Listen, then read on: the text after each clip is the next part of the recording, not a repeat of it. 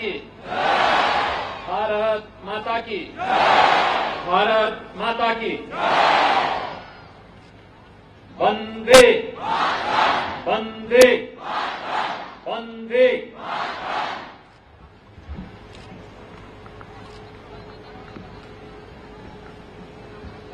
Now your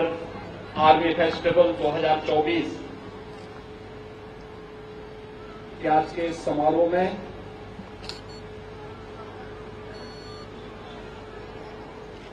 प्रदेश सरकार में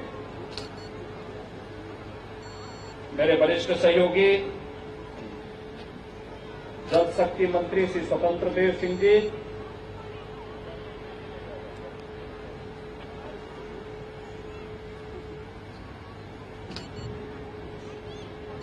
lieutenant general NS Raja Subramani, जो in C central command, lieutenant general Shri Mukesh Chadha ji, chief of staff, प्रदेश के मुख्य सचिव श्री दुर्गा शंकर मिश्र जी,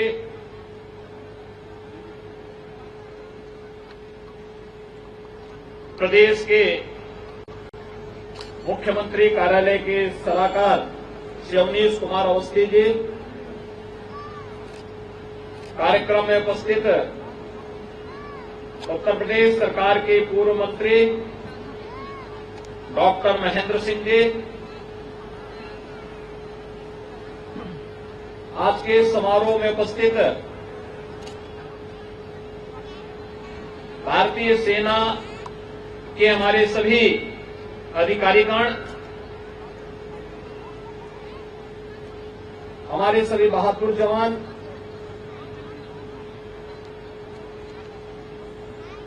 समारोह में उपस्थित हमारे सभी सम्मानित अतिथिगण,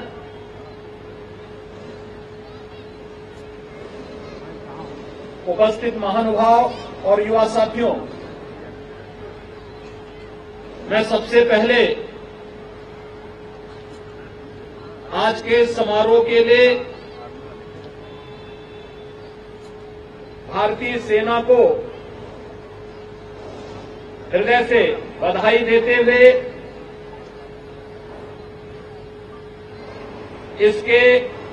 इस वर्ष के आयोजन के लिए प्रदेश की राजधानी लखनऊ में स्थित सेंट्रल कमांड को चुना गया है। इसके लिए आदरणीय प्रधानमंत्री जी का, आदरणीय रक्षा मंत्री जी का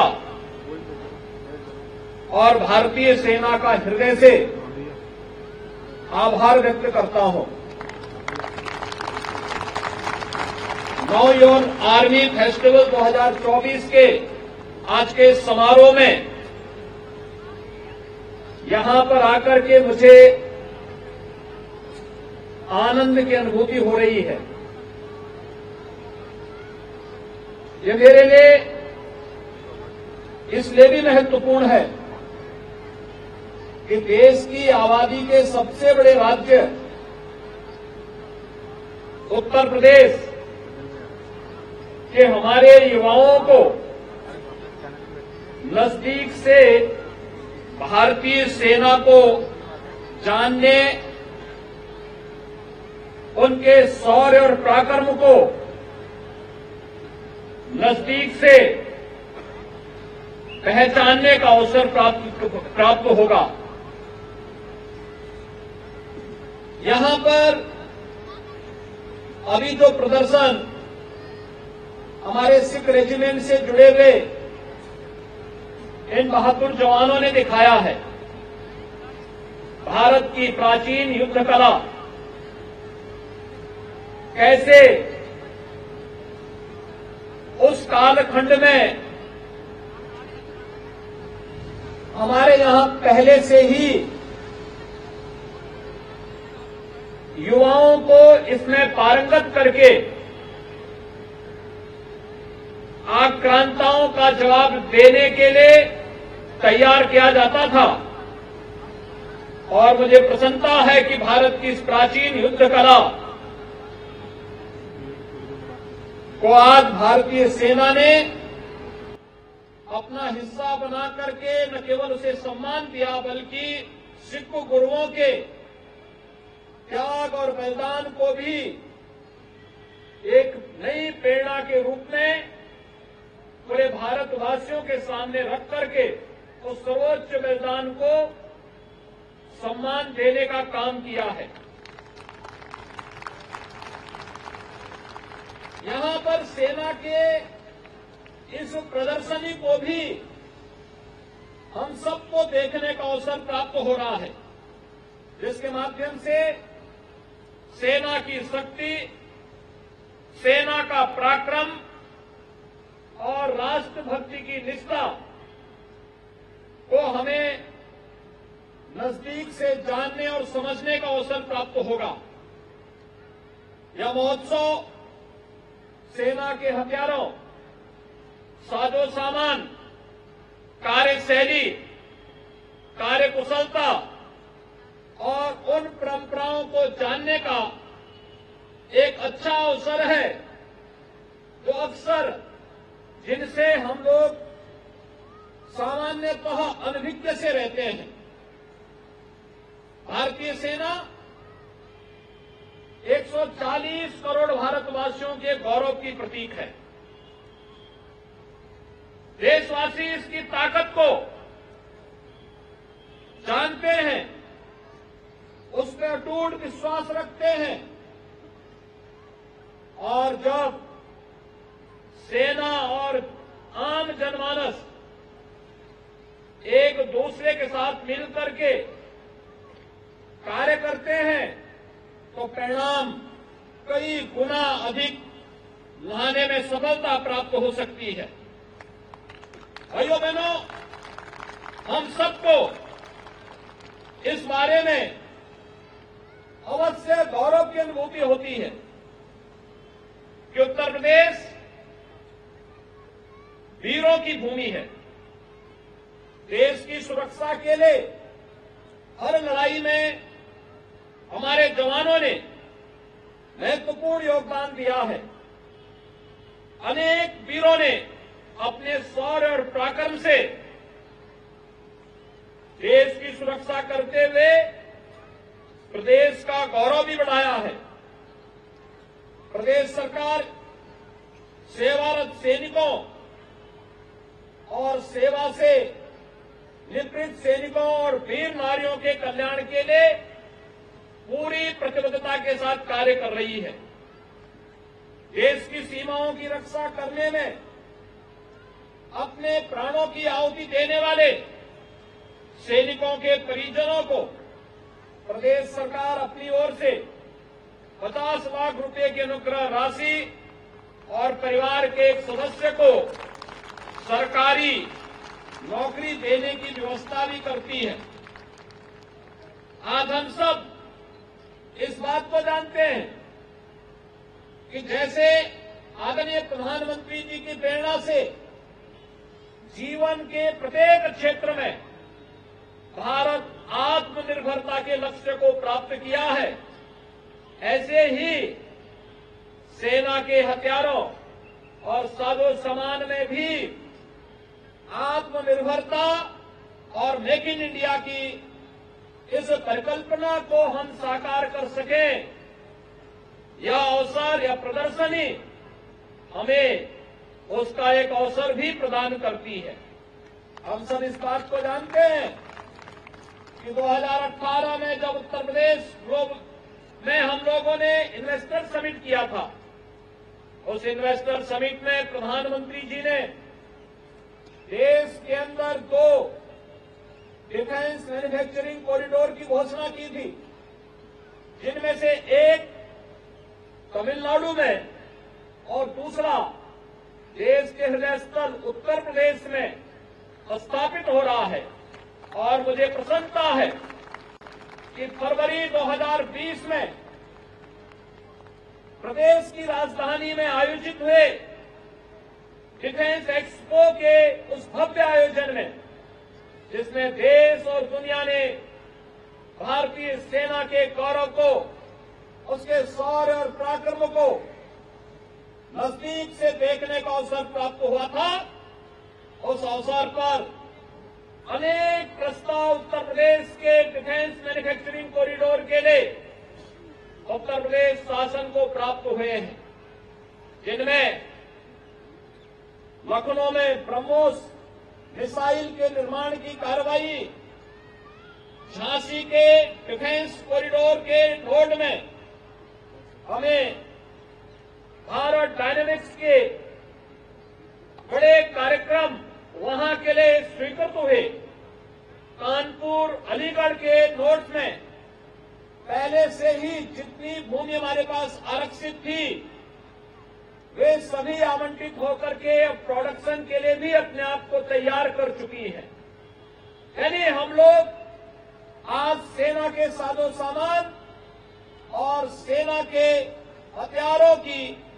आपूर्ति में भी भारत आज आत्मनिर्भरता का लक्ष्य न केवल प्राप्त किया है, बल्कि दुनिया के तमाम देशों को भी आज हम उस सप्लाई चेन के साथ जोड़ने में हमें सफलता प्राप्त हो रही है। यह एक नई शुरुआत है और इस नई शुरुआत के लिए मैं आदरणीय प्रधानमंत्री जी और आदरणीय रक्षा मंत्री जी के प्रति हृदय से आभार व्यक्त करते हुए भारतीय सेना को निरंतर आवश्यकता के अनुरूप तैयार करने की जो वर्तमान नए भारत की रणनीति है वह सर्वथा उपयुक्त है, क्योंकि सशक्त सेना ही एक सुरक्षित और संप्रभु राष्ट्र की परिकल्पना को साकार कर सकती है। पूरे देशवासियों की भावनाएं अपने सेना के साथ सदैव जुड़ती हुई दिखाई देती हैं। यही नहीं, मार्च 19 में अमेठी में भारत और रूस के संयुक्त उपक्रम Indo Russian rifle private limited को भी प्रधानमंत्री जी ने जहां देश को समर्पित किया, वहीं साथ ही साथ HAL ऑर्डिनेंस फैक्ट्रियां, भारत इलेक्ट्रॉनिक्स लिमिटेड आदि इकाइयां भी उत्तर प्रदेश में इस दृष्टि सेना की दृष्टि अत्यंत महत्वपूर्ण भूमिका का निर्वहन कर रही है। योग्य और दक्ष जवान भारतीय सेना को प्राप्त हो, इसके लिए भी हम सबको याद रखना होगा कि उत्तर प्रदेश वो राज्य है जिसने अपना पहला सैनिक स्कूल देश को दिया था 1960 में, और उत्तर प्रदेश के सैनिक स्कूल को यह गौरव प्राप्त है कि सेना के सर्वोच्च सम्मान परमवीर चक्र लखनऊ सैनिक स्कूल के ही एक छात्र कैप्टन मनोज पांडे को 1999 में कारगिल युद्ध में अपने प्रथम शौर्य और पराक्रम के लिए भारतीय सेना ने प्रदान किया, और प्रदेश सरकार ने अपने पहले सैनिक स्कूल का नामकरण भी कैप्टन मनोज पांडे के नाम पर ही रख करके अपने युवाओं के लिए, छात्रों के लिए सेना के को जानने और सेना के साथ सम्मान के साथ अपने कैरियर को आगे बढ़ाने का एक अवसर भी प्रदान किया है। आज मुझे बताते हुए प्रसन्नता है कि हम राज्य सरकार की ओर से वर्तमान में 5वें नए सैनिक स्कूल के निर्माण की कार्रवाई को युद्ध स्तर पर आगे बढ़ा रहे हैं, और मुझे कल ही गोरखपुर में निर्माणाधीन सैनिक स्कूल को निरीक्षण करने के लिए भी जाना है। इसके साथ ही प्रधानमंत्री जी ने देश के अंदर 100 नए सैनिक स्कूल स्थापित करने के जिस अभियान को अपने हाथों में लिया है, और में से उत्तर प्रदेश 16 सैनिक स्कूलों के प्रस्ताव को पहले ही भेज चुका है। अभी मैं 3 दिन पहले वृंदावन में गया था। देश का पहला बालिकाओं के लिए सैनिक स्कूल का शुभारंभ माननीय रक्षा मंत्री जी के साथ में मैंने वृंदावन की धरती पर संवित गुरुकुलम में प्रारंभ किया है। यानी सेना में जिसकी शुरुआत लखनऊ से हुई थी, कि बालक के साथ साथ बालिकाओं को भी हम लोग इसमें प्रशिक्षित करेंगे। हम लोगों ने लखनऊ सैनिक स्कूल से इसकी शुरुआत की थी और आज देश का पहला बालिकाओं का सैनिक स्कूल भी उत्तर प्रदेश में प्रारंभ हो चुका है। इसके साथ ही मुझे ये बताते हुए प्रसन्नता है कि 21वीं सदी की चुनौतियों के अनुरूप वीर सपूतों के प्रशिक्षण और उनके शिक्षण के लिए राष्ट्रीय रक्षा विश्वविद्यालय की स्थापना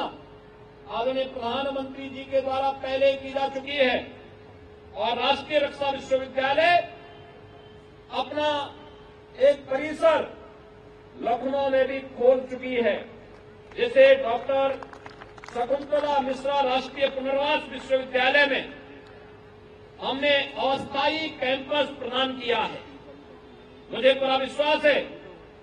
कि राष्ट्रीय रक्षा विश्वविद्यालय के लखनऊ परिसर की स्थापना सुरक्षा बलों में जाने के इच्छुक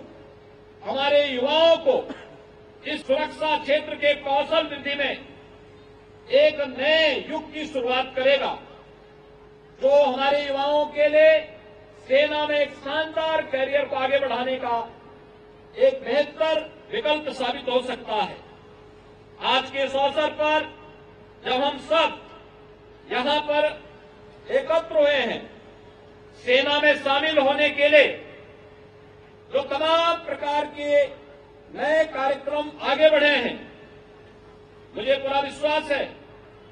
कि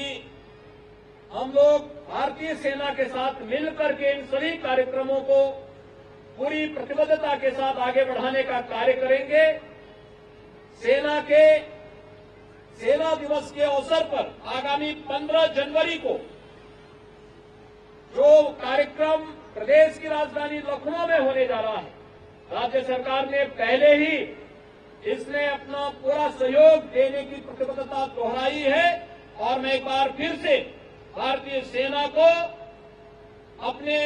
इस सफलतम आयोजन के लिए अग्रिम बधाई देते हुए अपनी शुभकामनाएं देता हूं और अपने सभी बहादुर जवानों के साथ के लिए आश्वस्त करता हूं कि पूरा भारत उनके साथ में है, उनके शौर्य और पराक्रम की गाथा का स्मरण करता है और उन्हें हर संभव सहयोग देने के लिए अपनी प्रतिबद्धता को पूरी जवाबदेही के साथ आगे बढ़ाने के लिए कार्य करने का इच्छुक होगा। आज के इस अवसर पर मैं इस प्रदर्शनी के उद्घाटन कार्यक्रम के अवसर पर नाउ योर आर्मी फेस्टिवल 2024 के शुभारंभ के अवसर पर आप सभी आगत अतिथियों का भी हृदय से अभिनंदन करते हुए अपनी शुभकामनाएं देता हूं। धन्यवाद। जय हिंद।